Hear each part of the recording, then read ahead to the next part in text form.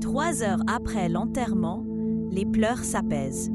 La famille rentre, chacun s'affaire, accueille les invités, pendant que ton corps, lui, commence à se confondre avec la terre. 6 heures plus tard, dans la maison, on parle de sport, de politique, d'actualité. La vie reprend son rythme. Toi, tu n'as plus ni pensée ni réflexe. Ton corps repose dans un silence absolu. 9 heures plus tard, seuls les plus proches restent. On se serre, on s'embrasse, on essaie de se consoler, pendant que ton corps se refroidit doucement. 24 heures après, quelqu'un, ignorant encore ton départ, t'appelle ou t'envoie un message. Mais déjà, en toi, tout commence à se décomposer. 3 jours plus tard, on cherche quelqu'un pour te remplacer au travail. La vie continue dehors.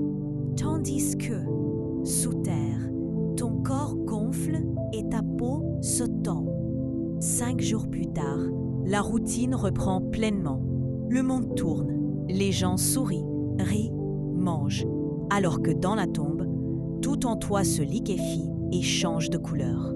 2 semaines après, on parle d'héritage, on consulte un avocat. Tes dents et tes ongles se détachent peu à peu. 3 mois passent. Ton conjoint ou ta conjointe rit à nouveau devant la télévision.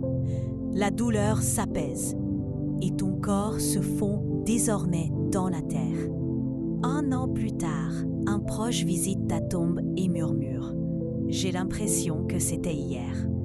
Pendant ce temps, ton linceul se défait doucement. 2 ans plus tard, ton partenaire retrouve l'amour. Il ou elle ne t'oubliera jamais, mais tu n'es plus la priorité. Et dans la tombe, il ne reste déjà presque plus rien de toi. 3 ans après, tes enfants avancent avec ce que tu leur as transmis. Ils auraient encore besoin de toi, mais tu ne peux plus les prendre dans tes bras. 10 ans plus tard, un ami tombe sur une photo de toi. Il sourit un instant, se souvient, puis reprend sa journée.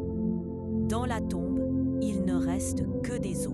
Et un jour, tes proches lèveront les yeux vers le ciel et penseront à toi. Toi, au paradis, tu comprendras enfin la plupart de tes inquiétudes d'hier n'avaient pas tant d'importance. Ce texte ne veut pas faire peur. Il nous rappelle simplement la fragilité de la vie, la valeur du moment présent et l'importance d'aimer pleinement ceux qui partagent encore notre souffle.